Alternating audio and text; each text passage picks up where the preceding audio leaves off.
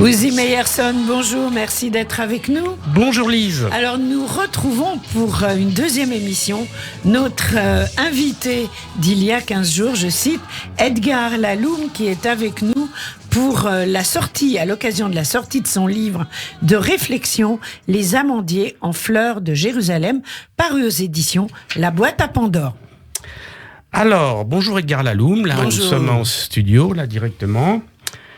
Votre livre, Les amandiers en fleurs de Jérusalem, est plein de souvenirs et de réflexions sur votre expérience en tant qu'éducateur en Israël et en France. Je rappelle que cette vocation a pour origine, comme vous l'écrivez à plusieurs reprises, le sionisme, le désir de justice sociale et la recherche de la paix. Lors de notre dernière émission, le 15 novembre, nous avons parlé de votre travail pédagogique au sein de l'association Beth Ram à Jérusalem et de votre rencontre avec les jeunes juifs en difficulté dans cette ville. Vous avez pu constater que ces jeunes souffrent, je vous cite, d'une profonde fracture identitaire. En fait, ils sont orientaux, leurs familles viennent de pays musulmans, mais ils rejettent leur culture d'origine et détestent les Arabes. Pour les aider à se réconcilier avec eux-mêmes, vous imaginez de les faire rencontrer des Palestiniens de leur âge habitant également Jérusalem. Alors, Edgar Laloum, racontez-nous comment avez-vous réalisé ces contacts, qui vous a aidé et comment ça s'est passé? Beit Ram, c'est une association qui existe depuis 81.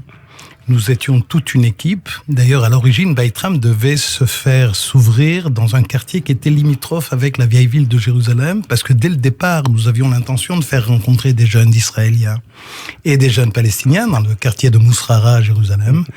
Ça n'a pas pu se faire. On nous a installés à Irganim. Et il a été clair pour nous que quelque chose se passait au niveau de la relation identitaire qu'avaient ces jeunes avec leur histoire de juifs arabes. Moi, je me définis moi-même comme juif arabe, dans la mesure où j'ai des us et coutumes très arabisantes. Quand je regarde les photos de mes grands-parents, on voit nettement qu'on est dans un monde qui est totalement imprégné Ils étaient d'où? D'Algérie, de Sétif en Algérie. J'ai des photos qui sont assez impressionnantes. D'ailleurs, on voit qu'ils sont habillés. Et pour eux, pareil, ces jeunes avaient exactement la même histoire. Ils avaient des histoires de fraternité avec le monde arabe duquel ils venaient. Surtout les Marocains. Les Marocains de Marrakech, les Marocains de Casablanca, les Marocains de Meknès ou de Fès. Il y avait des relations entre les Juifs et les musulmans. D'ailleurs, je suis assez étonné depuis que je suis arrivé en France de voir à quel point on essaye de dézinguer totalement cette histoire de rapprochement entre les Juifs et les Arabes par plusieurs historiens, dont Monsieur Bensoussan, qui n'a de cesse d'essayer de démonter ça ou de remettre en question Cordoue. Je le dépasse très vite. Pour moi, il était clair que ce problème identitaire était à travailler. Parce que c'est pas pour rien que ces jeunes-là se retrouvaient être des jeunes très extrémistes anti-arabes quand on les a rencontrés dans les années 80 en Israël. Et il y a eu un accueil du Parti travailliste en Israël de ces jeunes-là, qui était un accueil assez compliqué et assez dur, dans la mesure où on les appelait pas les juifs orientaux ou les juifs séfarades. On les appelait les juifs arabes. Et ils rentraient dans un pays qui était en guerre contre le monde arabe. C'est-à-dire, pour eux, c'était quand même quelque chose duquel il fallait se démarquer de manière la plus nette possible. Et je pense que c'est une des explications qui a fait qu'ils se sont retrouvés très nettement antagonistes au monde arabe autour d'eux. Oui, mais sans vous contrarier, mon cher Edgar, il y a quand même près d'1 million de juifs arabes qui ont quitté chez eux. C'est Bien pas sûr. Par Zélo Bezrat Hashem, c'est pas le Saint-Esprit mais qui les a fait partir. Il est clair que la création de l'État d'Israël a créé des tensions qui ont fait que, d'ailleurs, on sait les pogroms de Bagdad, bien sûr, de Constantine, c'est avant. J'ai connu d'autres juifs arabes avec qui j'ai fréquenté d'une manière très proche, qui ne partageaient pas tout à fait la vision Cordoue, etc. de votre. Je crois que la vérité est des deux côtés. La vérité est fluctuante. La vérité, elle est qu'il y a eu des moments de bonheur et il y a eu des moments de tension et d'horreur. Vous savez, entre les deux. Garodi... Moi, j'aimerais bien qu'on développe peut-être un petit peu plus, au lieu de ne parler que du malheur de cette relation, qu'on parle aussi de ce qui a été des moments d'harmonie, des moments de rencontre, des moments de respect mutuel. Et ils ont existé, et j'aimerais qu'on les mette en exergue aussi un petit peu. Bien sûr, mais vous savez, il n'y a pas de justice sans vérité. Tout à fait, voilà. Je suis d'accord. Mais les jeunes dont vous vous occupiez, ils étaient quand même dans une forme de malheur. Ils ont connu, mais je ne veux pas reprendre l'histoire d'Itzik, mais c'est vrai qu'il y avait des relations entre ces familles marocaines et leurs voisins, leurs amis musulmans, des familles qui ont vécu du bonheur et une harmonie avec ces familles-là. Mais alors pourquoi est-ce qu'ils étaient tellement remontés ? Mais parce que les parents l'ont totalement tu à leurs enfants. Cette histoire de la mère d'Itzik, c'est qu'ils avaient, parce qu'il y avait quelque part une honte de dire, oui, refoulé, parce qu'il y avait une honte de dire qu'on était des copains des Arabes, dans un pays qui était en pleine guerre contre le monde arabe. C'était très compliqué. Alors racontez-nous comment ça s'est passé. Là, ce qui s'est passé, c'est qu'effectivement, on a rencontré ces jeunes qui étaient très remontés contre les Arabes. Il a été pour nous important de démonter quelque part le regard qu'ils pouvaient avoir sur ce monde arabe-là en les faisant rencontrer avec des jeunes Palestiniens. Il y a eu une période où c'était très possible, c'était la période des années 90 avec le processus d'Oslo, où on a eu la possibilité de nous mettre en relation avec des écoles, des collèges, des lycées palestiniens. Et à partir de ces rencontres-là, on les a en Israël et en Palestine fait rencontrer, c'est-à-dire à Bethléem, on a été à Jérusalem, on a été à Haïfa, on a été avec des groupes de jeunes. Alors il y avait toujours le participant français de l'histoire, vu que nous sommes français d'origine, on a fait donc plein de rencontres tripartites, jeunes Israéliens, jeunes Palestiniens et jeunes Français. Les Français jouaient un petit peu le rôle d'intermédiaire aussi, pour pouvoir faciliter un petit peu la relation. Facilitateurs. Des facilitateurs, et ils l'ont joué ce rôle de manière magnifique. Et on est partis ensemble, avec ces trois groupes, Israéliens, Palestiniens et Français, on est partis en France, on a fait un séminaire à Grenoble. C'était presque au début de la deuxième intifada. 2000. C'était très compliqué, mais on a réussi quand même à monter Et ce qui était très étonnant, c'est qu'on arrive, et c'était dans un séminaire qui était organisé à Grenoble par le service social de Grenoble, qui nous avait accueillis, et dont le thème central de leur séminaire, c'était la laïcité. La laïcité, pour les Arabes et pour les Juifs, on ne sait pas ce que c'est. Il n'y a pas de mot qui vient traduire ce terme-là. Dans ces deux communautés-là, la revendication identitaire, elle est totalement à l'encontre même du principe ou du concept de laïcité. Donc on s'est retrouvé donc à expliquer tout le temps, aussi bien aux Palestiniens qu'aux Israéliens, de quoi on parlait, parce que c'était vraiment un thème qu'ils avaient du mal à attraper. D'accord. Alors, donc, ces contacts entre jeunes Israéliens qui n'étaient pas a priori des sympathisants des Palestiniens et les Palestiniens qui étaient en début d'intifada, comment ça s'est passé ? Est-ce qu'il y a eu des frottements, des incompréhensions ?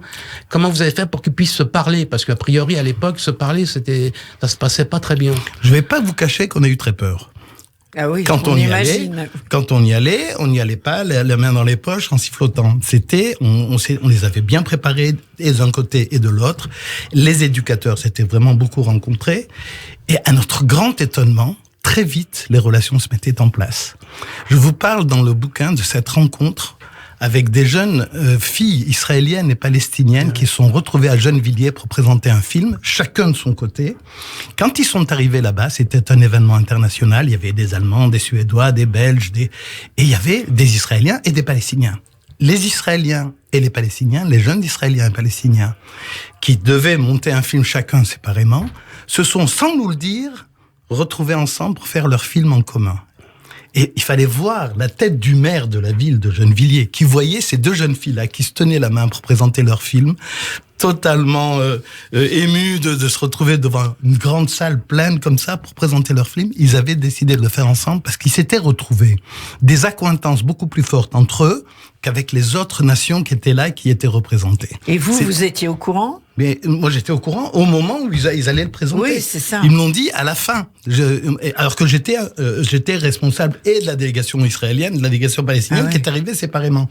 Ils avaient même décidé dans l'hôtel, dans l'auberge où ils étaient, de les mettre dans des chambres éloignées pour pas qu'il y ait, que Dieu nous en préserve, une altercation quelconque entre eux. Ils se sont retrouvés, c'était assez formidable de voir à quel point ils se sont retrouvés des points communs, des repères l'un avec l'autre, parce qu'effectivement, il y a énormément de repères, de passerelles qui existent, culturelles, sociales, mentales, qui existent entre ces deux peuples, surtout au niveau de la jeunesse. La musique, la bouffe, tout ça, c'est vraiment des éléments qu'ils ont en commun. Et que pour nous, ça a été très facile de les mettre en relation à ce niveau-là. Alors d'accord. Alors je vais pas raconter qu'il n'y a pas eu de temps en temps des tensions. Il y avait tous les soirs, après chaque activité, des débats qui étaient en hébreu, en arabe et en français. Traduits dans ces trois langues-là, où les choses se disaient de manière claire, posées sur la table, avec beaucoup de véhémence quelquefois, mais aussi avec beaucoup de respect. D'accord, mais alors, juste précisez-moi, il n'y a pas eu de rencontre entre les jeunes Israéliens et de Sabarim orientaux et les Palestiniens en Israël, à Jérusalem? Si, bien sûr. Bien sûr. Parce que vous parliez d'Aubervilliers, c'est pour ça. Mais vous avez aussi des rencontres là-bas, sur place. Bien sûr. Jérusalem, ça a été le premier lieu de rencontre entre les Israéliens et les Palestiniens. La première fois qu'on a fait une rencontre, c'était entre les jeunes de Beit Ram, donc Jérusalem, et les jeunes de Bet Jala. C'est à côté. Qui est une petite ville de Bethléem. Oui. C'est avec eux qu'on a fait les premières. Donc c'est là que tout s'est installé. D'accord. Alors, je veux pas jeter un froid, mais quand même, vous écrivez. C'est vous qui l'écrivez dans votre livre. Quand a éclaté la seconde intifada, alors tout s'est effondré. Et quel bilan vous tirez de cette histoire alors? Parce que vous avez fait des efforts. Tout s'est effondré. Et puis ça s'est effondré dans un bain de sang. Quoi. Ce qui s'est effondré, c'est la possibilité de se rencontrer. Ce qui s'est effondré, c'est l'impossibilité de pouvoir se remettre en relation. Là, ça s'est effondré parce que des deux côtés, et du côté palestinien et du côté israélien, la fermeture se faisait de manière hermétique. Oui. Donc c'est en ça que je parle d'un effondrement. Oui. Allez, vas-y. Je voulais montrer le livre à l'écran. Merci. Ah, d'accord, mais... Bah oui. Voilà, merci. Et c'est en ça que je parle d'effondrement, parce qu'à partir de là, à partir de la deuxième intifada, on n'a plus pu créer, on les a fait de manière clandestine, parce que jusqu'à maintenant, si moi je vais en Palestine, si je vais de chez moi à Jérusalem vers Ramallah, il y a un panneau qui est écrit, attention, vous prenez vos responsabilités. Tout ce qui vous arrivera à partir de là, c'est plus de notre responsabilité, on vous met en garde et on peut se choper une énorme amende si on se fait attraper. Donc on fait tout pour ne plus avoir de possibilité de se rencontrer. Alors maintenant, évidemment, on a beaucoup travaillé aussi à Beit Ram avec les Arabes israéliens. Bien sûr. Ceux de Sachnin, ceux de Abou Ghosh, et jusqu'à maintenant, il y a eu un voyage qui a été fait avec des jeunes d'Abou Ghosh et des jeunes de Beit Ram au Maroc, tout dernièrement. Et c'est vraiment encore des rencontres qui se font autour du sport, autour du karaté, du football, des choses comme ça. Abou Ghosh, c'est plus facile quand même. Abou Ghosh, c'est facile. Abou Ghosh, c'est une ville très particulière au niveau de la relation avec Israël. Oui. Alors, il nous reste très peu de temps, là. Il nous reste 3 minutes. Juste une seconde. Vous arrivez à Aubervilliers. Vous vous retrouvez au milieu encore d'une fracture identitaire, la fracture française. Comment vous travaillez avec les jeunes de banlieue? Parce que vous parlez de niveau de haine que soulevait le conflit israélo-palestinien. Effrayant.